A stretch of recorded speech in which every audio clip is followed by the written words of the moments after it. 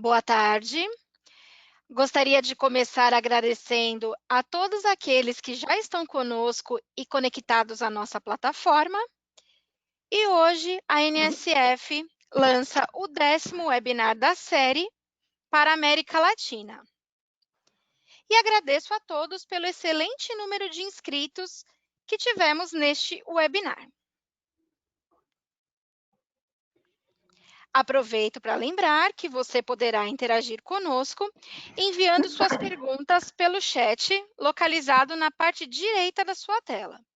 E os minutos finais deste webinar serão dedicados a responder algumas de suas perguntas. Nos próximos dias, enviaremos em seu e-mail a gravação completa da sessão de hoje, juntamente com todas as perguntas respondidas. E também não se esqueçam de responder à pesquisa de satisfação ao final do nosso webinar. E para aqueles que ingressaram no programa de webinars da NSF pela primeira vez, eu gostaria de nos apresentar. A NSF tem 75 anos de experiência e é uma organização global de saúde pública sem fins lucrativos, comprometida com a saúde e segurança dos consumidores em todo o mundo. Através dos nossos serviços de standards, análises, certificação e auditoria, a NSF colabora com vários setores do mundo para proteger os alimentos que consumimos, a água que bebemos, o ar que respiramos e, é claro, os produtos que usamos. Então, hoje, sem mais delongas, vamos falar sobre o tema BRCGS, ameaça de fraude em alimentos. Proteção de seus produtos durante o Covid-19. E para isso, apresento a todos a nossa palestrante de hoje, Juliane Rigobello. Juliane é representante oficial da BRCGS no Brasil, tem 16 anos de experiência em auditorias de certificações de qualidade e segurança dos alimentos. Coordenadora técnica para processos de certificação de qualidade e segurança dos alimentos em organismos de certificação. Atua como auditora líder e instrutora de treinamento de normas internacionais e assuntos relacionados, tais como BRCGS, IFS, FSC 22000, entre outras. Também é auditora de compliance para BRCGS e ATP-AVT, aprovada para treinamentos oficiais BRCGS Food, versão 8, e BRCGS Packaging, versão 6. Bem-vinda, Juliane, e vamos começar a falar sobre esse tema tão importante para a nossa indústria.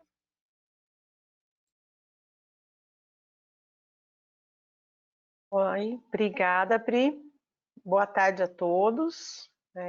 Agradeço aí pela presença de todos, agradeço pelo convite à NSF, para a gente poder passar um pouquinho aí dessas informações sobre fraude em alimentos, né, que neste momento está com um cuidado especial devido à situação da pandemia que temos vivido, né?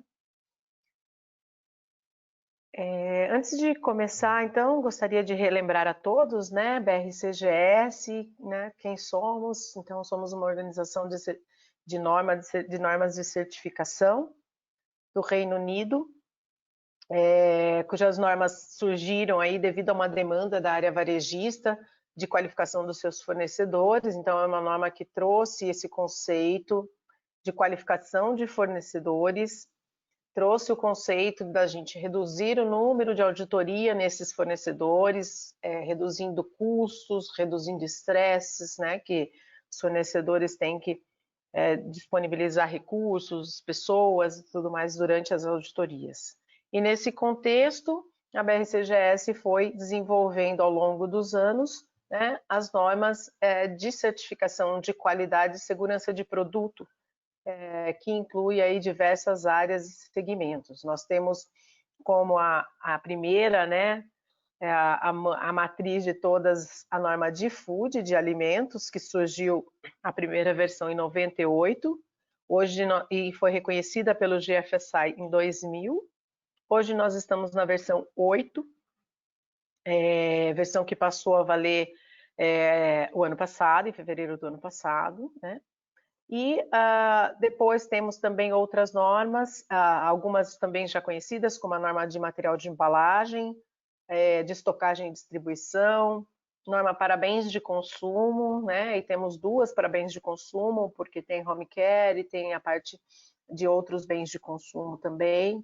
Temos normas para certificação também de agentes e brokers, para os próprios varejistas. Estamos trabalhando agora com certificação também de gluten free, ética e responsabilidade social e o plant-based, né? Então, certificação para produtos que são originados de plantas, né?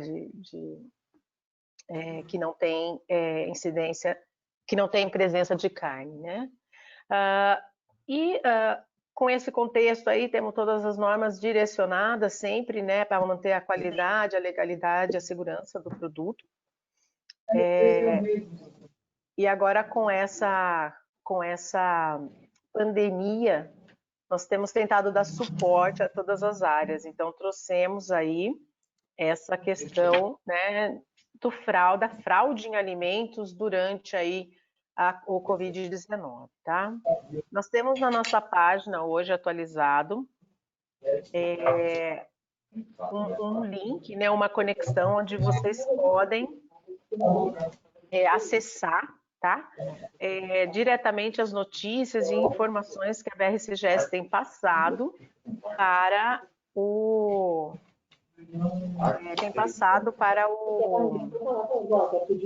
sobre o assunto de Covid, né? Tem algum microfone aberto e a gente está tendo interferência. Não é comunicar. Obrigada.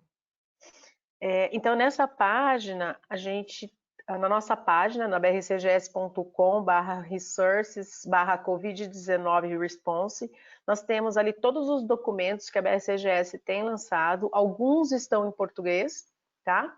Outros não, outros a gente tem em outras línguas, mas a gente tem informações sobre diversos pontos, tá? Nós estamos, por exemplo, sobre auditorias internas remotas, sobre a parte de qualificação de fornecedores, o próprio protocolo que diz como que a gente tem que, como que vai ser feito, né, essa recertificação ou extensão de certificado durante a pandemia. Então, toda a informação vocês podem acessar nesse link. E também para aqueles sites que são certificados, tem essa disponibilização de documentação também no BRCGS Participate, ok? Bom, nós vamos falar hoje um pouquinho, né, o que é fraude em alimentos, né, relembrando os tipos e impactos de fraude em alimentos, aí vamos dar alguns exemplos, ingredientes comumente envolvidos, incidências anteriores de fraude em alimentos, alguns exemplos, né? O aumento do risco de fraude devido à pandemia, a Covid-19, alguns exemplos e previsões, como, né, ajudamos a proteger a integridade das ligações de produto e também algumas orientações e ferramentas disponíveis aí, conforme eu comentei agora. Então, vou falar um pouquinho para vocês sobre o que é o fraude, né? O que é a fraude em alimentos, né? Então, a fraude em alimentos, ela vem da concepção de que a gente pode ter uma substituição, uma adulteração, uma troca de ingrediente, uma diluição de ingrediente, ou uma adição de um item, por exemplo, para ganhar peso, né? E é intencional, tá? O que vai caracterizar, então, ao final, um ganho financeiro. Então, toda fraude, ela está associada a um ganho financeiro, aumentando o valor aparente do produto, mas reduzindo o custo, né, da empresa ou da sua própria produção, da empresa que realiza a fraude, né? Então, é muito importante todas essas concepções, porque a gente tem que durante agora a pandemia, abrir os olhos sobre essa questão, né? Porque pela falta de recursos, a gente pode sofrer isso com maior intensidade. Então, tipos de fraude que são comuns de acontecer, por exemplo, são trocar ou substituir ingredientes por alternativas mais baratas. Isso pode acontecer também no setor de embalagem, né? Por exemplo, substituir com material reciclado, né? De baixa qualidade. Mas também na parte de alimentos, a gente põe, por exemplo, aqui o muito comum isso acontecer, a gente vê, inclusive, alguns testes que são realizados aqui no Brasil pelo Inmetro, né? O azeite extra virgem é substituído ou misturado com óleos inferiores ou azeites inferiores, ou até óleos de outra origem, né? O que pode, por exemplo, trazer um contaminante de alergênico que a gente não estava preparado. Diluição não declarada de ingredientes genuínos, então o suco é para ser concentrado e aí está diluído, ou conservas de frutas que são misturadas com frutas mais baratas, xarope de açúcar, então isso pode fazer com que o produto fique mais barato, só que seja vendido pelo preço original. Rotulagem incorreta deliberada, por exemplo, a espécie de animal em um produto à base de carne, né? Então a gente fala que é uma ave exótica e no fundo bota lá um franguinho normal. Fazer declarações falsas em relação à proveniência ou origem. Então pode ter uma alegação de que o produto é orgânico e não é orgânico, ou uma alegação, por exemplo, de uma região geográfica, né? Onde tem uma concepção, né, maior, onde o custo é maior e aí se troca por um produto de origem que não venha daquela parte geográfica citada. A falsificação para copiar uma marca conhecida, por exemplo, falsificação de registros, como embalagem.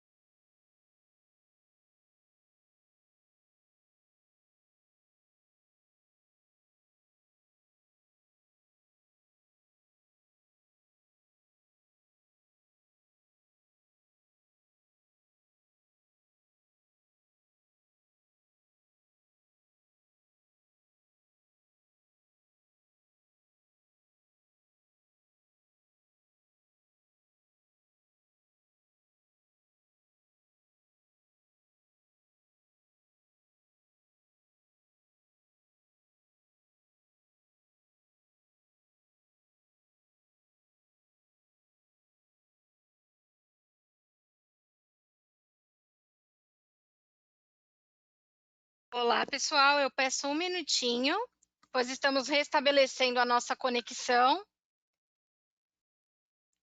e já vamos voltar com o conteúdo.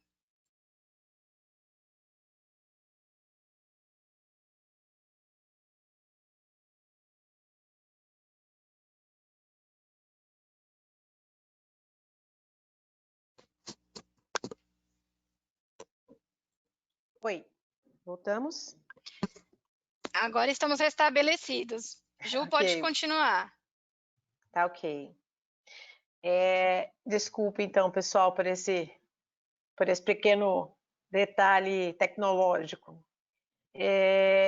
Então, eu estava falando, né, com um outro tipo de fraude que pode existir, é a falsificação para copiar uma marca conhecida, por exemplo, com falsificação de registros, de embalagem, para produzir produtos inferiores, como, por exemplo, bebidas alcoólicas baratas serem vendidas com marcas, né, premium, como marca premium, então adultera, falsifica a marca para poder colocar isso no mercado, mas não está correto, né?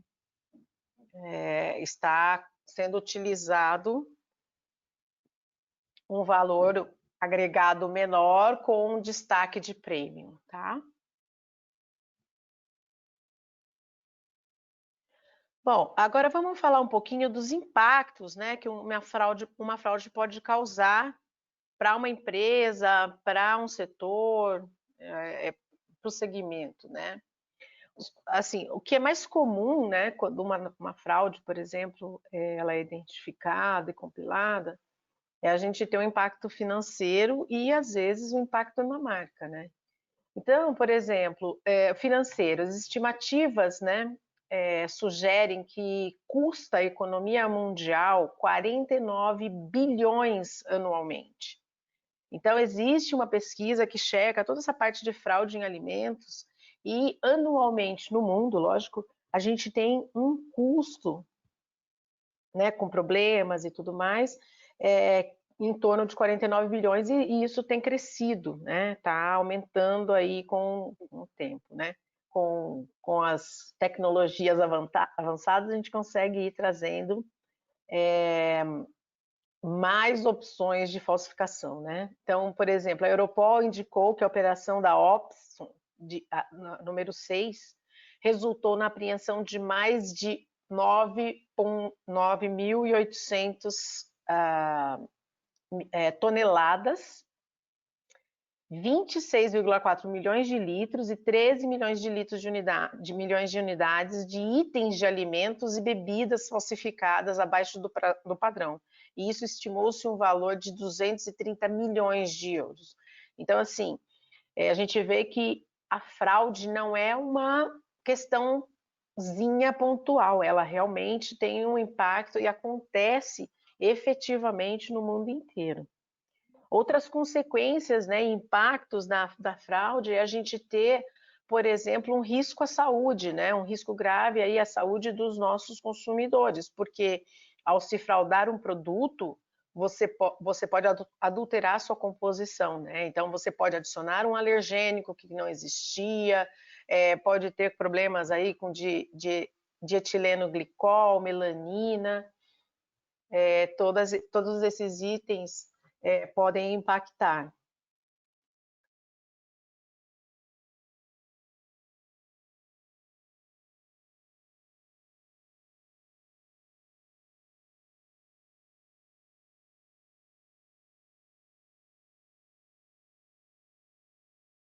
Então, esses itens eles podem impactar negativamente na saúde do consumidor. Outros problemas que a gente vê, ó, se vocês observarem essa figura mostra a dispersão, né, que uma fraude pode chegar, né?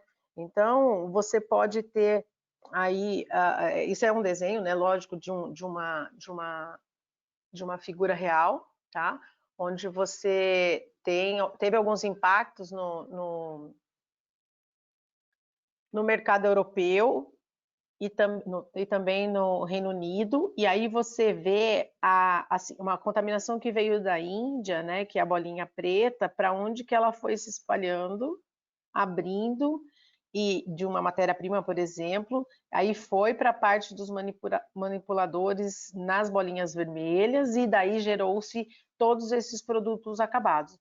Então, com isso a gente consegue enxergar como que um pequeno produto, né, partindo de 3 bolinhas pretas, né, a gente gerou 2 vermelhas que foram espalhadas em vários locais, e aí a quantidade de produto acabado que pode ser afetado, por exemplo, por uma matéria-prima fraudada, tá? Então, a gente tem problemas de segurança e autenticidade em remessas de ingrediente, então esse é o impacto que a gente percebe, né, dentro desse contexto. A gente pode ter interrupções generalizadas da cadeia de suprimentos e os inevitáveis ajustes de fornecedores, né? Porque se a gente tem um problema desenhado como essa figura, a gente vai aumentar o risco de fraude, a gente for conter isso, né? A gente vai prejudicar várias áreas aí, ok?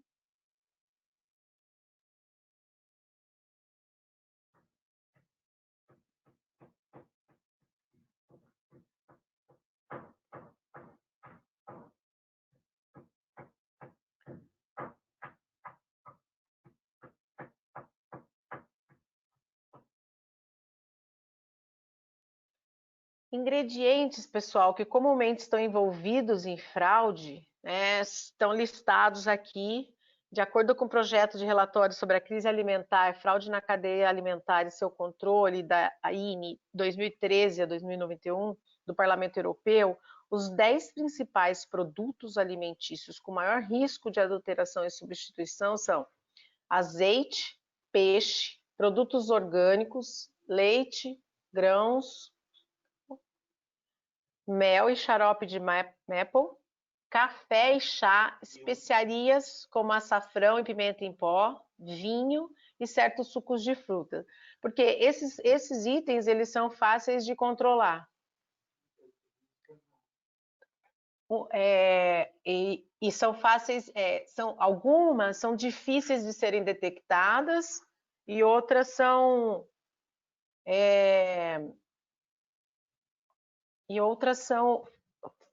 A gente tem a situação de ter produtos que são facilmente adulterados e temos a situação de produtos cujo fraude dificilmente é detectado. E esses são alguns dos produtos onde a gente tem esse reflexo de uma ou de outra alternativa aí de fraude, né? Então, por exemplo, aqui nós temos um exemplo de incidência de fraude anterior, tá? Adição de melanina ao leite em pó na China em 2008, né, que resultou em 6 bebês mortos e deixou 300 mil crianças doentes, né? Em 2013 teve aquele incidente da carne de cavalo, que foi vendida carne bovina, mas era carne de cavalo, né? Foi substituída. Em 2016 nós tivemos também um evento com os costumes nigerianos que alertaram a população de arroz falso, arroz de plástico, gente, sendo utilizado. Em 2018 teve também a questão dessa garantia de origem, né? Então declarando que peixe pescado localmente era peixe de longe, né? Então, de algum outro mercado, que trazia um valor agregado de custo maior, né? E em 2019 nós tivemos a situação das distribuições de ovos contaminados com fipronil e alegação falsa de gaiola livre. Então, também uma alegação que não era cumprida e foi declarada ali dentro daquele contexto. Então, essas incidências de fraude mostram, né? Vocês veem que os exemplos são todos, a maioria é fora, né?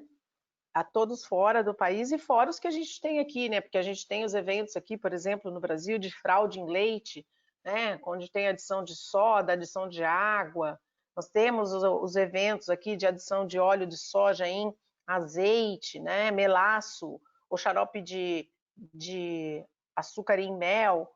Então, nós temos também essas incidências aqui no Brasil.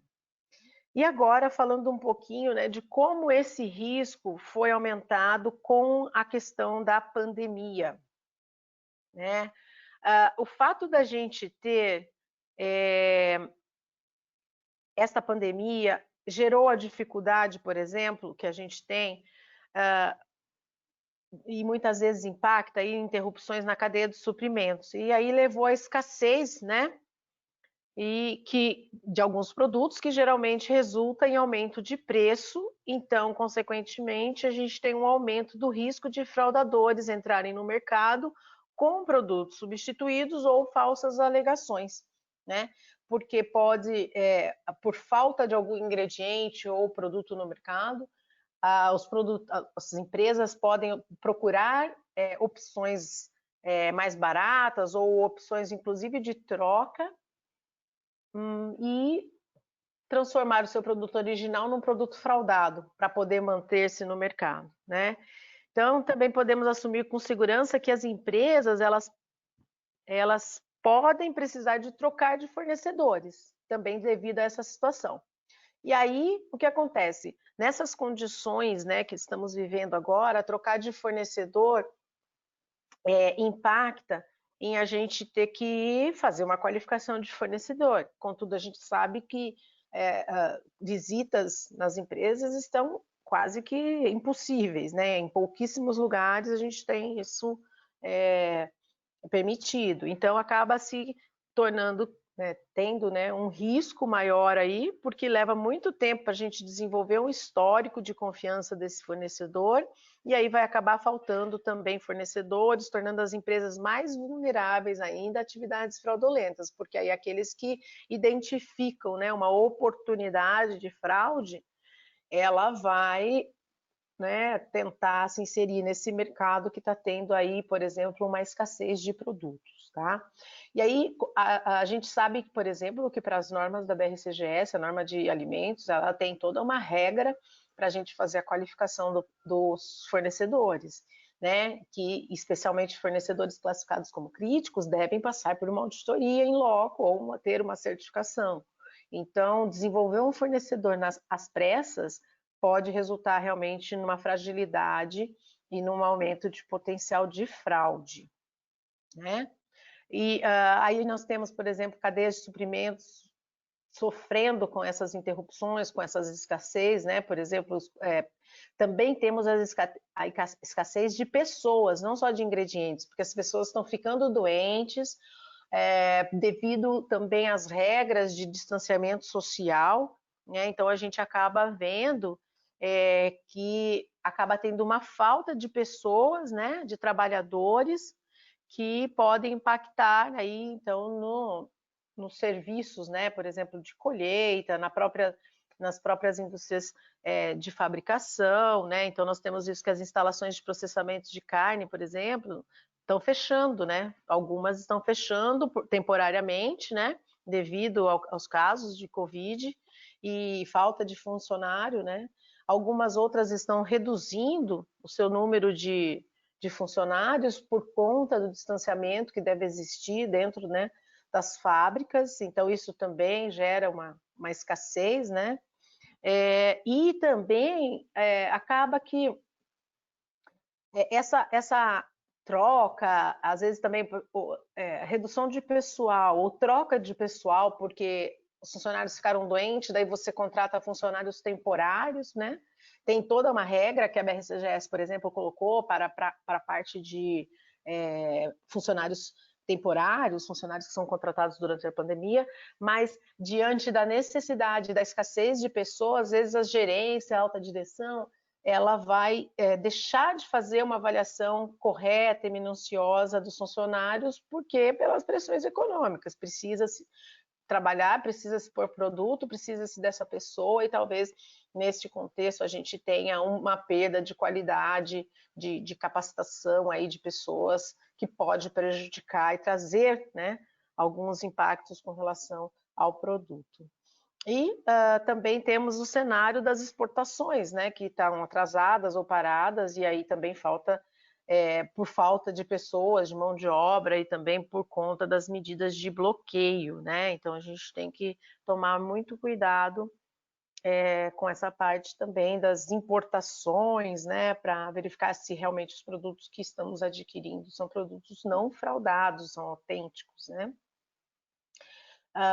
Ainda aqui, né, a gente tem também uma dificuldade com relação aos programas de avaliação, né, tanto em auditorias de certificação, quanto as próprias auditorias de organismos regulamentadores. Então não se pode ir até a empresa, então acaba tendo uma flexibilização, permitindo, por exemplo, que sejam feitas inspeções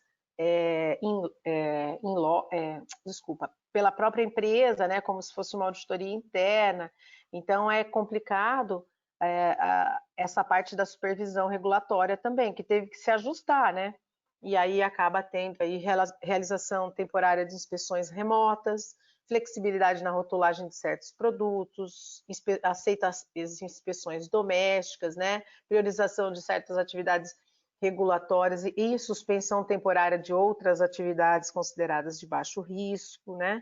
Então, por exemplo, o FDA, ele está fornecendo, né, a flexibilidade na rotulagem de certos produtos alimentares. Eles também estão realizando auditorias remotas de importadores de alimento e geralmente aceitam aí, para compensar aqueles alimentos mais críticos, aceita que seja feita uma inspeção por auditoria interna, né?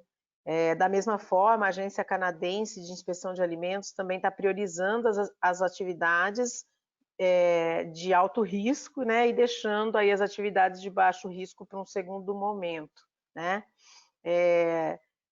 Diante do cenário, a gente sabe que a segurança de alimentos é a prioridade, né, em todas as organizações, mas, em última análise, por exemplo, por boas razões, o nível de supervisão regulatória de auditoria de auditoria direta foi reduzido. Então, isso acaba impactando, porque os programas fortes de auditoria são como um componente, né, uma ajuda que a gente pode ter antifraude, né?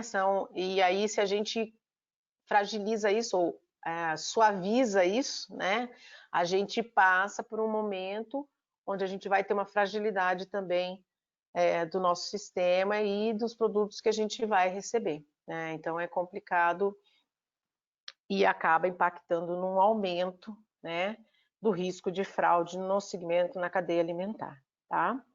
Aqui temos outros exemplos também, tá? Que a gente já viu acontecer aí. Então, por exemplo, milhares de quilos de peixe e camarão velho e tóxico foram trazidos ilegalmente da Índia para substituir a escassez de suprimentos resultantes da interrupção, da pesca devido às medidas de bloqueio. Então, vejam bem, ó, a gente já está tendo casos, esse cenário é de 2020, ó, o link que está abaixo tem essa informação na íntegra, né? Então, a gente já está vivendo a situação, né, de ter produtos fraudados devido aí a fragilidade na cadeia, né? Aqui, por exemplo, era a interrupção da pesca por conta das medidas de bloqueio. E aí, lógico que não é não é nenhuma surpresa, né, que o Departamento de Agricultura dos Estados Unidos tenha confirmado que haverá uma queda, né, no volume internacional do comércio de carne. A gente já está vendo isso, né, porque os frigoríficos não estão sendo capazes de manter todo o seu nível de produção, especialmente por conta da escassez de pessoas, né, e medidas de bloqueio também. E aí os mais afetados serão a carne bovina, seguida de frango, e eles entendem que a carne de porco será menos afetada, mas acham que essa diminuição pode chegar até 60%, né? Aqui também temos outro ponto, que certos produtos de alto valor, como ingredientes botânicos, né, de origem botânica, usados em alimentos e suplementos alimentares, também possam estar especialmente em risco, né? O açafrão foi especialmente citado como estando em alto risco de fraude devido à demanda crescente, né? E aí, com a interrupção na cadeia de suprimentos, isso pode impactar. Então, é um produto de valor agregado alto que pode ser adulterado aí, né? Ou substituído por outros itens e ser fraudado e impactar, então, a cadeia de alimentos com fraude aí, tá? Com o aumento do risco de fraude, pessoal, existe então surge a necessidade da gente proteger as alegações de integridade do produto, né? Que dependam, por exemplo, da entrada de ingredientes específicos. A norma da BRCGS, no item 5.4, ela fala que os sistemas, né, as empresas, elas devem ter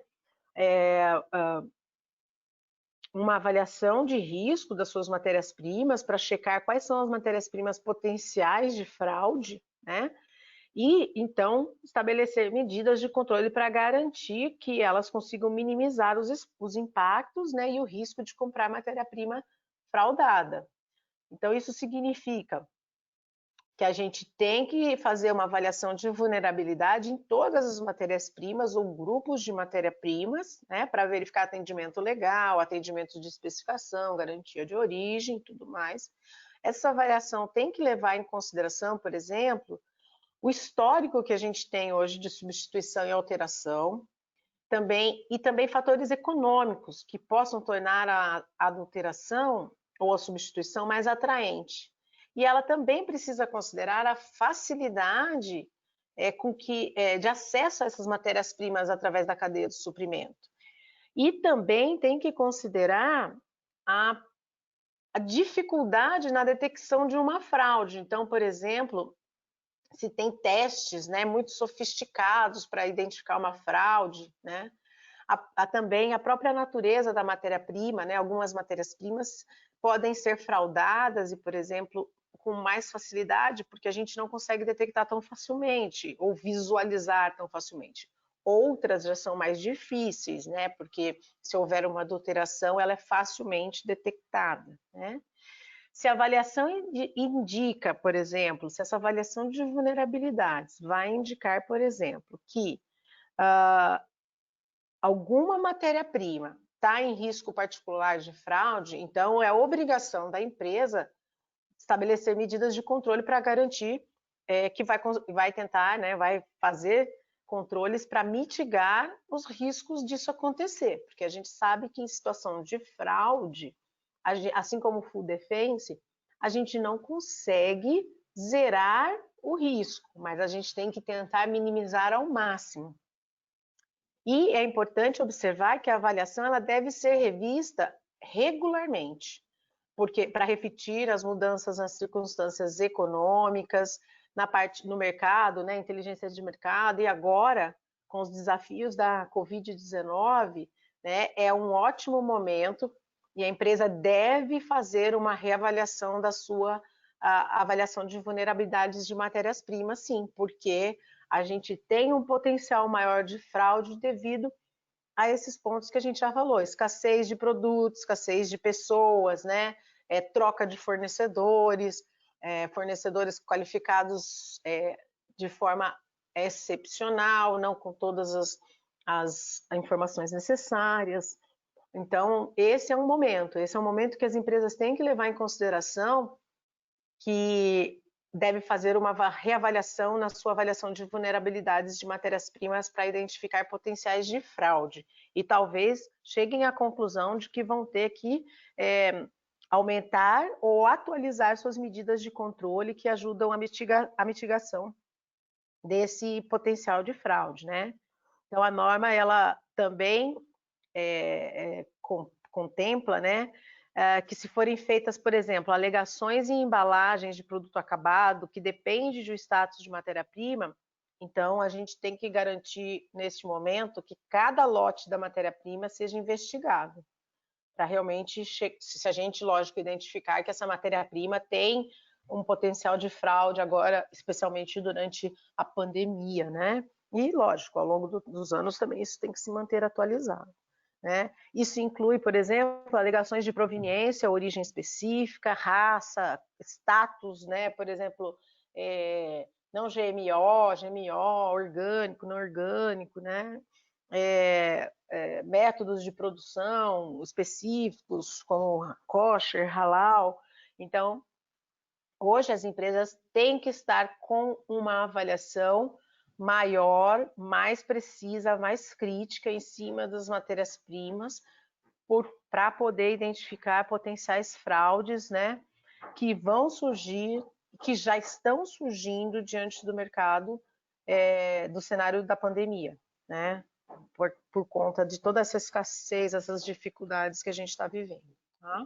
Então, é muito importante que a empresa se mantenha atualizada nessa questão aí, né. Por exemplo, né, aqui nós temos um exemplo que são as alegações de gluten free, né? Então, alguns problemas do setor agrícola, o setor agrícola tem enfrentado problemas também, né? E aí eles enfrentam alguns problemas com relação a essa parte de produção de produtos, né? Sem glúten, com glúten, e aí podem ter essa contaminação cruzada, por exemplo, ou falta, né, de produtos sem glúten, e aí a gente pode acabar tendo problemas com os itens que devem estar isentos, né, de glúten aí. Então, é todo um processo, né, porque a gente tem,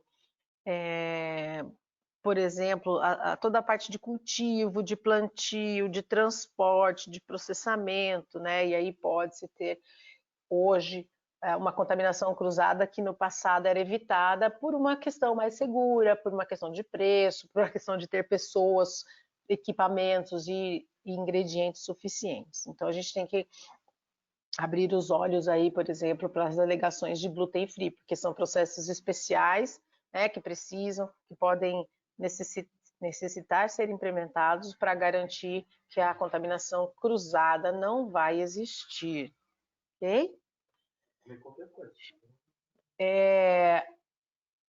Grãos sem glúten são mais caros, né? Então precisam de processos extras, e nesse momento a gente sabe que as indústrias e empresas elas estão cortando, né, os seus custos, então a gente tem que tomar muito cuidado e verificar também essa questão daqueles que se mantêm. Alguns até fecham as portas, né? Aqueles que se mantêm, a gente tem que tomar cuidado para ver se realmente eles se mantêm dentro das regras, né, para garantir que o produto não venha fraudado.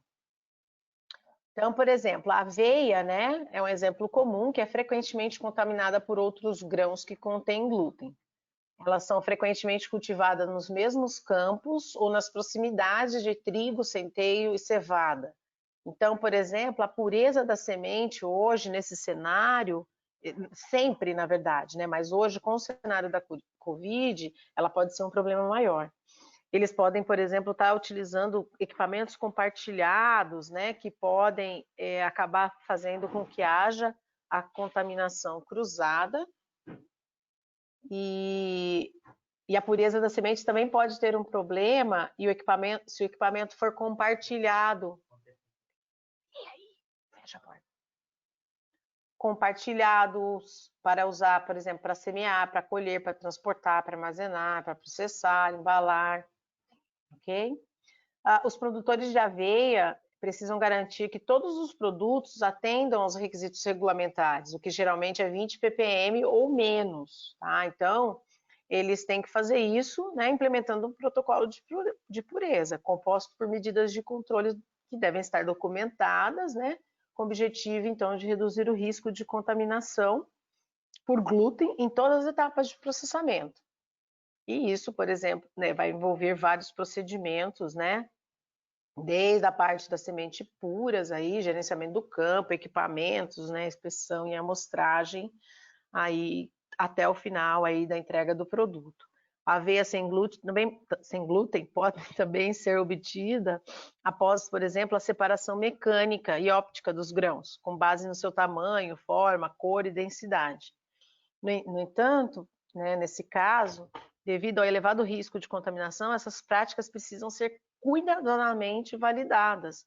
E nesse momento de pandemia, a gente tem que ficar muito atento a isso, né? Como que os nossos fornecedores estão garantindo, né, que os processos, né, de produção, ao final, vão manter, né, a isenção da contaminação cruzada. Então, talvez a gente também, como cliente, comprador, a gente tenha que fazer testes e análises no nosso material quando receber, ok? Sempre lembrando que a gente entende que o que é sem glúten é mais caro, né? Outros exemplos agrícolas também, usados frequentemente para substituir o glúten aí, são as leguminosas, feijão, grão de bico, farbas. São ingredientes, arroz, trigo sarraceno, sementes, soja, milho, são itens que são utilizados pelas indústrias de sem glúten, né, para substituir. Então a gente tem que estar sempre atento a todo esse pessoal e fazendo, né, testes, fazendo uma cobrança maior aos fornecedores para garantir que eles vão manter a isenção, ok? Importante aqui, pessoal, algumas orientações que são importantes e são dadas aí também se vocês acessarem lá o nosso link, vocês vão conseguir visualizar algumas informações adicionais, né? Mas algumas orientações são muito importantes durante essa pandemia para ajudar-nos a manter ao máximo possível a integridade e a autenticidade dos nossos produtos, né? Então, por exemplo, a gente tem que manter uma relação bem boa, bem estreita com nossos fornecedores, com a equipe técnica, com a equipe de compras, né? Para que todos eles entendam, né, as situações de fraude e as possíveis, né, novas circunstâncias que a gente pode ter com relação a esse cenário, né, que hoje nós estamos vivendo. Produto que está ficando muito escasso, o preço está aumentando muito, a gente já tem que abrir um olho, né, porque tem alguma coisa acontecendo.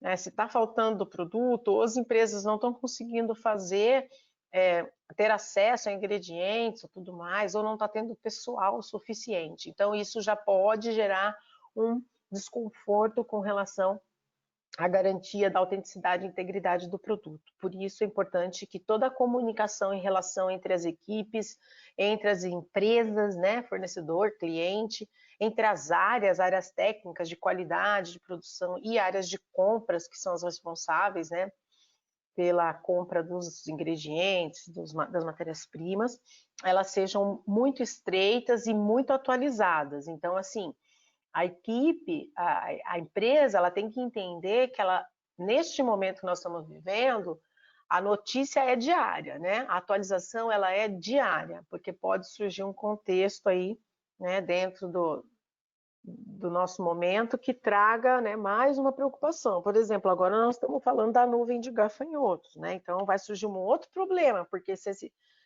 esses insetos vão comer safras, né?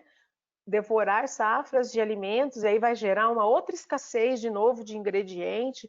Então já é um novo momento de sentar, pensar e verificar os potenciais impactos que a gente vai ter com essa nova crise que nós vamos ter aí, né? Monitorar de perto nessa parte da escassez e mudanças de preços, a gente tem que ficar de olho, porque se isso está acontecendo muito, então mais desconfiados vamos estar com relação à fraude, né? Prestar muita atenção a artigos, incidentes de fraudes que são publicados, então a gente tem muita informação na internet, nos sites oficiais de regulamentadores, como a FDA, né, como a Agência de Vigilância do Canadá, aqui no Brasil também tem um pouco, né, não é tão assim, com tantas informações como a gente vê lá fora, mas há muita informação disponível hoje na internet, nos sites. É importante que a empresa revise, né, a classificação de risco das suas matérias-primas. Então, como a gente falou lá no 5.4 da norma de alimentos, a norma pede que a gente faça uma avaliação de vulnerabilidade da matéria-prima de acordo com a sua criticidade. Só que hoje, nesse momento de crise, de pandemia, de gafanhoto e tudo mais, a gente pode ter contextos onde a gente vai modificar a criticidade do nosso ingrediente, porque diante do cenário atual, o ingrediente, por exemplo, que tivesse uma criticidade baixa, uma matéria-prima com criticidade baixa, hoje pode estar com criticidade alta devido ao cenário. Então, é importante que haja sempre uma atualização, né, da sua avaliação de vulnerabilidades e revisando, inclusive, a classificação de risco das matérias-primas e os seus planos de contingência, suas medidas de controle para mitigar aí o potencial de fraude. E também, nesse momento, a gente não quer gastar mais, mas vai precisar, né? Em alguns momentos a gente vai precisar gastar mais com testes, com inspeções, com análise de matérias-primas, quando identificado, por exemplo, que ela tem um risco aumentado. Então, é muito importante que as empresas tenham essa consciência, né? Que nesse momento de pandemia, talvez a gente tenha que trocar algumas prioridades dentro do nosso processamento, né? E focar que a gente vai garantir que o nosso produto ainda está seguro e é lícito, né? Atende a requisitos legais e de autenticidade, ok? Então, muito importante isso também. Algumas ferramentas, né, que a BRCGS oferece, e não só ela, né? Mas também outros sites têm aí para vocês poderem consultar, por exemplo, né, como é que está o cenário, claro, de fraude, ferramenta que ajuda, né, na parte de avaliação de fraude, de vulnerabilidades. Então, a norma de segurança de alimentos está disponível para os sites certificados dentro do nosso site brcgsparticipate.com. Para sites que não são certificados, há uma versão gratuita que pode ser baixada no brcgsbookshop.com. Além disso, a gente tem um guia de compreensão e avaliação de vulnerabilidades, né? que pode ser adquirido também dentro do rcgsparticipate.com, pelo site certificados aí, que é uma informação adicional que vocês podem ter e utilizar para poder ajudar aí em toda essa gestão, né, das matérias-primas, vulnerabilidades, potenciais de fraude. O PAS 96, a última adequação aí foi em 2017, que é o guia para proteger os alimentos, né, de ataques deliberados. Ele foca bastante em food defense, mas também pode ser utilizado para food fraude, né, porque se o ataque deliberado tiver como motivação, né, a parte financeira, econômica, então já estamos fraudando o produto. A SAF, que é uma ferramenta de avaliação de vulnerabilidade à fraude em alimentos, então também tem essa ferramenta que pode ser adquirida aí no site da saf/food.org. Há um resumo mensal de artigos sobre fraude e adulteração de alimentos, que é da Science Europeia. Vocês podem acessar nesse link. Então, mensalmente, eles disponibilizam ali, né, um artigo com os fraudes, né, e adulteração de alimentos. Então, é uma boa fonte de dados para a gente poder checar quais foram os itens ou ingredientes mais fraudados naquele período e tudo mais. Tá? Então, é importante que as empresas tenham essa concepção e entendam aí que devem se manter atualizadas, tá?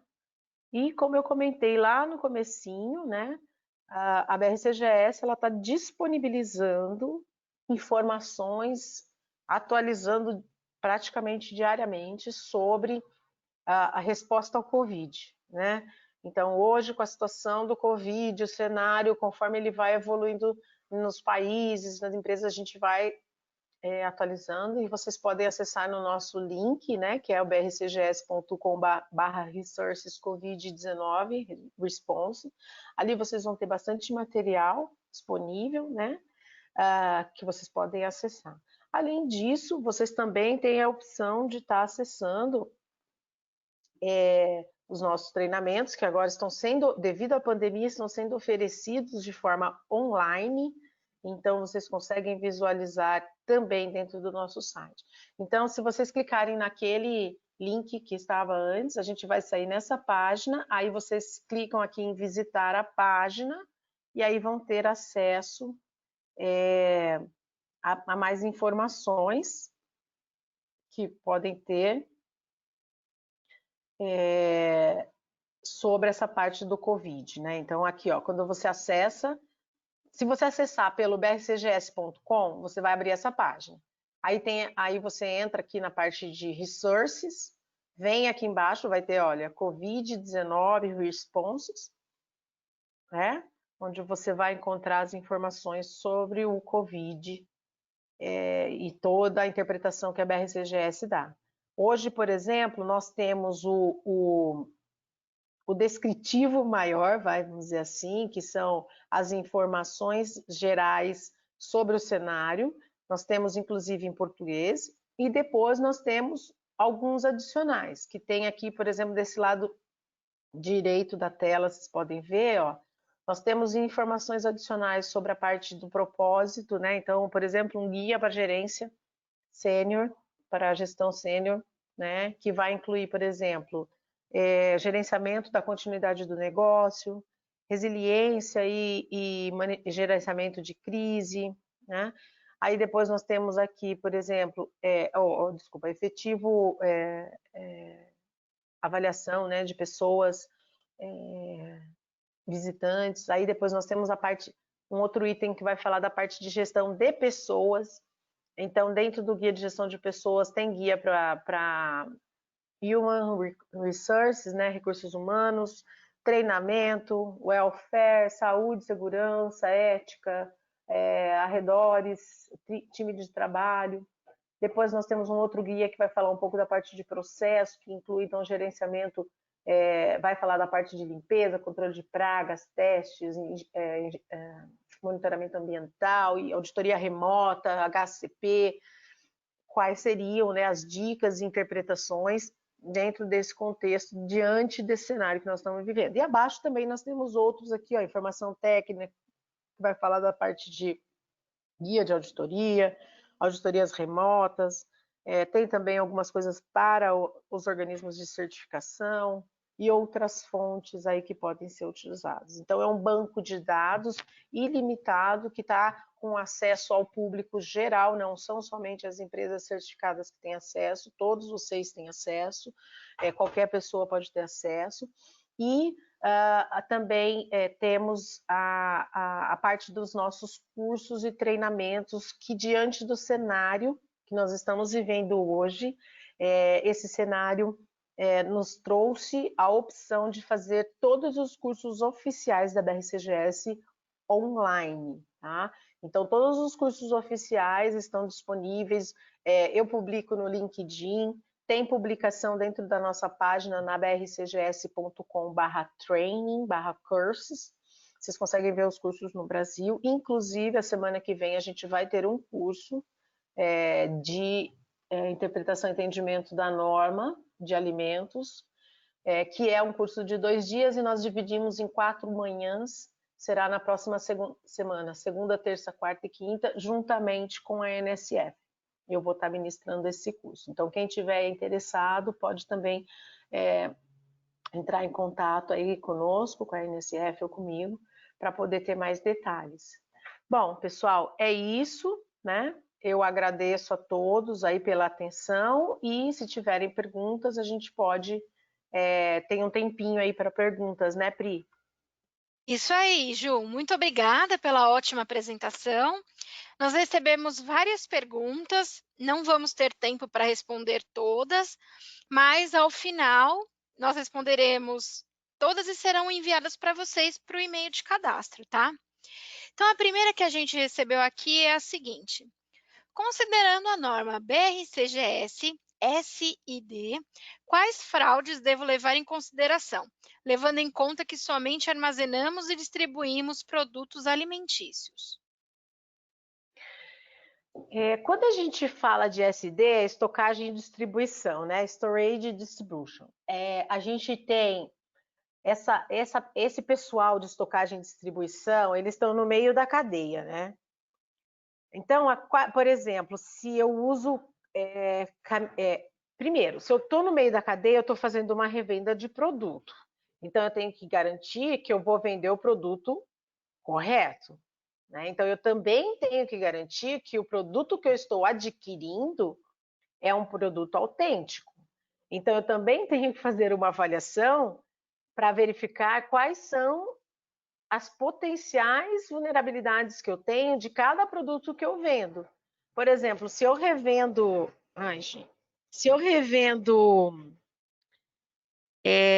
azeite, né, eu sou um intermediário, então eu tenho que me responsabilizar em vender um azeite que não esteja adulterado.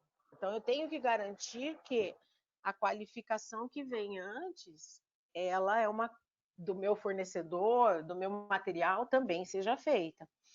Então, não é muito diferente do que a gente tem para a indústria. A diferença é que quando eu falo ingrediente, matéria-prima para a indústria, para um CD, né, eu vou falar produto. Então, eu tenho que garantir que eu estou vendendo o produto não fraudado. Por exemplo, se eu sou um CD que vende leite UHT, eu tenho que garantir que o leite vai ser um leite sem soda, sem água, do mesmo jeito, né? Então, é muito similar essa constatação. E se essa empresa, nesse CD, ele usa, por exemplo, transportes terceirizados, então ele também tem que garantir que esse pessoal de transporte é um pessoal idôneo, vai trabalhar corretamente, não vai adulterar um produto no meio do caminho, né? Se tiver a possibilidade, por exemplo, se a gente vende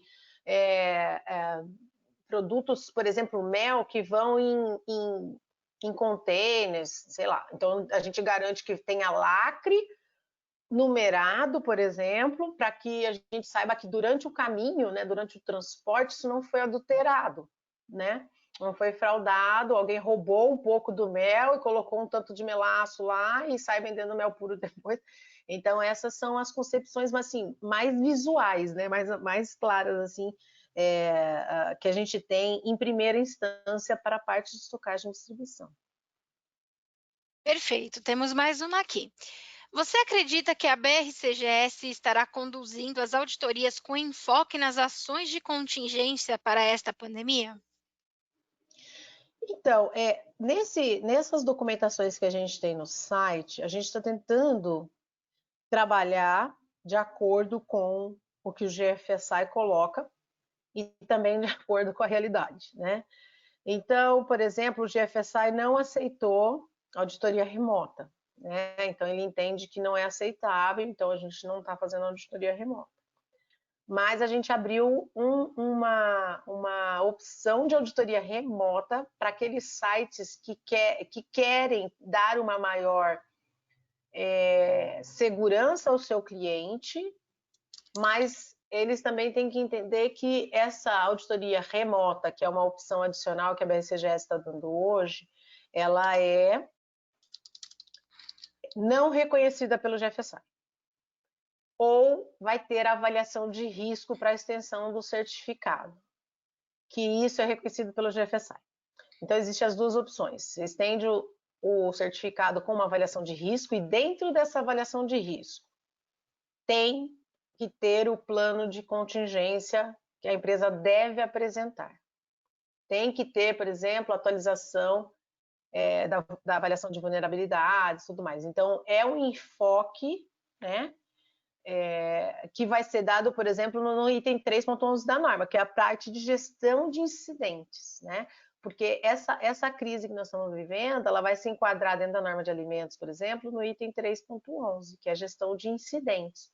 E com certeza, nessas avaliações que a gente está tendo para estender certificado, ou fazer auditoria remota para aqueles que querem fazer, mesmo sabendo que o certificado não é reconhecido, tem uma ênfase dentro do plano de contingência que a empresa tem que trabalhar. Perfeito. Próxima aqui, Ju. Produtos vitaminados também deveriam ter as vitaminas adicionadas verificadas, já que fazemos alegação a respeito na embalagem? Se a gente é o produtor e compra a vitamina para adicionar, então a gente tem que fazer uma avaliação de risco na vitamina para ver se ela tem esse potencial de fraude, né? Vitamina em pó, existem algumas vitaminas que são caras, né? Elas podem ser adulteradas com farinha, por exemplo. Então a empresa tem que avaliar, mas aí a vitamina é de uma cor, a farinha é da outra, então não vai ter. Ah, beleza, então não vai ter. Então a empresa tem que avaliar o histórico de incidência disso, né? Para depois, no final, o produto dela sair. Porque se, por exemplo, ela compra farinha em vez de vitamina, adiciona farinha em vez de vitamina, no final, quando alguém fizer uma análise no produto dela, não vai ter a vitamina que ela declara, né? E aí ela vai ter um problema e vai estar identificando que ela está fraudando o produto. Então, ela tem que garantir realmente que essas vitaminas são as vitaminas, e para isso vai ter que fazer uma avaliação de vulnerabilidade, né? Vendo histórico, vendo se essas vitaminas estão com escassez no mercado, preços diferenciados, se há o potencial de fraudar realmente, se a gente consegue identificar uma fraude, tudo isso vai te indicar se você deve ou não fazer o controle e como deve, né, fazer o controle. Perfeito. Ju, a gente tem tempo para mais duas perguntinhas, tá? Então é Uhum. assim: como demonstramos em auditoria que estamos atuando junto aos fornecedores em relação à fraude em tempos de Covid-19? Então, como a gente não está podendo auditar, tá difícil para avaliar, né? Mas se você pensar numa auditoria interna, você também vai ter que. A BRCGS, dentro do contexto do item 3.5, que fala da parte de qualificação de fornecedores, ela também fala de procedimentos de exceções, né? Então, a empresa ela pode compensar algum fornecedor que está com uma condição, né, diferenciada, ou de emergência, alguma coisa, dentro de um procedimento de exceção. A comunicação, né, com o fornecedor vai ter que ser muito clara, porque a auditoria remota, ela é aceita, mas não é aceita, né? Para você comprovar que uma auditoria remota no seu fornecedor, por exemplo, foi efetiva, você vai ter que demonstrar gravação de vídeo, vai ter que demonstrar como que foi feito. Não que vai mostrar o vídeo do fornecedor, mas vai ter que mostrar que realizou, como que você fez os questionamentos, entrevistas e tudo mais. Se o fornecedor ele é certificado, ele vai entrar na regra que a gente tem hoje, a extensão do certificado junto ao seu organismo de certificação. Se ele perder a certificação porque ele não quer estender ou não passou, ou aí a empresa vai ter que avaliar uma outra alternativa, né? Verificar, conversar com esse cliente para ver com esse fornecedor para ver o que está acontecendo, porque assim como você, site, está certificado, o seu fornecedor, se tem uma certificação, ele tem que manter. E vai ter que redobrar a parte de inspeção e análise, né? De acordo com o seu HCP, você vai saber os perigos que essa matéria-prima pode ter. De acordo com a sua avaliação de material de embalagem, de avaliação de vulnerabilidades, você vai saber se tem risco de fraude. Então, se você vai ter uma defasagem de avaliação do fornecedor, demonstre que você tem um controle maior sobre a matéria-prima recebida. Perfeito. Então, a última pergunta de hoje é: quais ferramentas teríamos para pesquisar históricos de fraudes em embalagens?